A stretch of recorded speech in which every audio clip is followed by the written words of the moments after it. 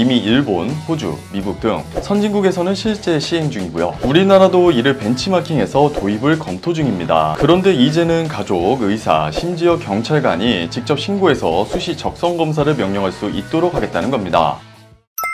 요즘 갑자기 도로에서 경찰 검문이 많아졌다고 느끼셨나요? 보통 음주 단속이나 속도 단속일 테지만 앞으로는 그게 아닐 수도 있습니다. 올해부터 고령 운전자, 특히 치매나 특정 질환이 의심되는 분들을 대상으로 불시에 면허를 반납하게 만들 수 있는 검사 제도가 본격 추진된다는 소식입니다. 이제는 가족이나 의사가 이분 운전 위험해 보여요 라고 신고하면 경찰이 바로 검사를 명령할 수 있게 되는 법안까지 검토 중이라고 하는데요. 이번 영상에서 그 모든 내용을 한눈에 그리고 쉽게 정리해드릴게요. 지금 구독과 좋아요 한번 눌러주시고요. 오늘의 걱정마 오빠 빠르게 시작해 보겠습니다.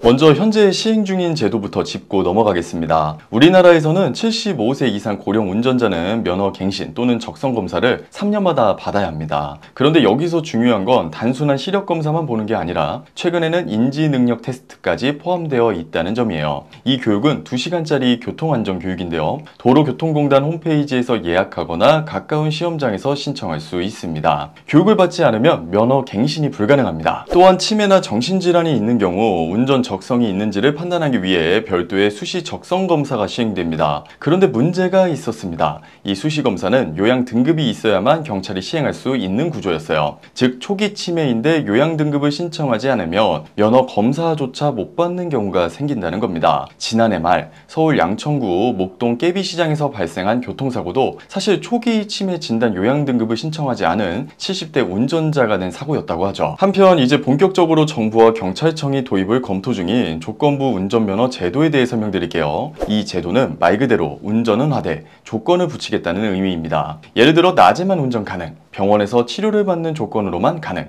페달 오조작 방지 장치가 있는 차량만 운전 가능, 이런 조건을 붙여서 위험 운전자에게도 일부 권한만 부여하는 제도입니다. 이미 일본, 호주, 미국 등 선진국에서는 실제 시행 중이고요. 우리나라도 이를 벤치마킹해서 도입을 검토 중입니다. 이를 위해 경찰청이 서울대에 의뢰한 연구 용역 결과에 따르면 향후 몇 년 내에 조건부 면허제가 제도화될 가능성이 매우 높다고 합니다. 이보다 더 주목할 변화는 바로 제3자 신고제 도입입니다. 무슨 뜻이냐고요? 지금까지는 본인이 스스로 요양 등급을 신청하지 않으면 경찰이 검사 자체를 할 수 없었습니다. 그런데 이제는 가족, 의사, 심지어 경찰관이 직접 신고해서 수시 적성 검사를 명령할 수 있도록 하겠다는 겁니다. 즉 가족이 아버지가 요즘 운전 너무 위험해 보여요 라고 신고하면 바로 경찰이 검사 명령을 내릴 수 있게 된다는 것이죠. 물론 이렇게 되면 무분별한 신고에 대한 기준도 함께 마련되어야 하겠지만 사고가 나고 나서 후회하는 일을 막기 위한 사전 조치로 추진되는 것이기도 합니다. 또 하나 중요한 변화는 검사 대상 질환의 범위가 넓어진다는 점입니다. 기존에는 치매, 뇌질환 등 일부 정신적 문제에만 적용됐지만 이제는 심혈관 질환, 수면장애, 간질 등 일상생활에서는 괜찮아 보여도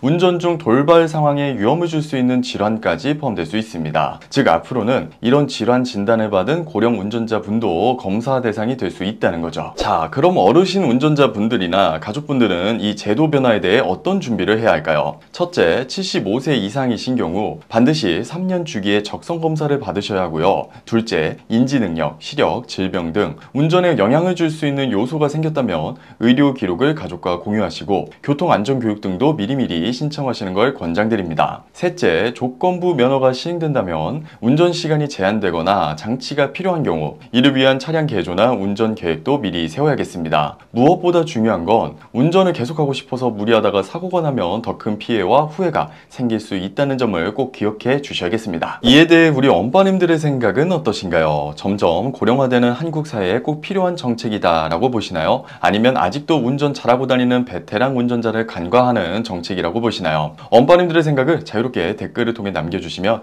다음 영상 제작에 큰 도움이 될 것 같습니다.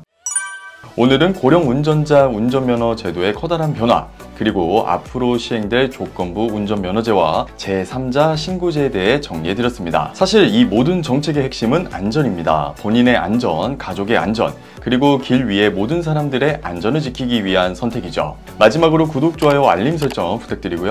걱정마 엄빠는 다음 영상에서도 시니어분들께 꼭 필요한 정보로 다시 찾아뵙도록 하겠습니다. 감사합니다.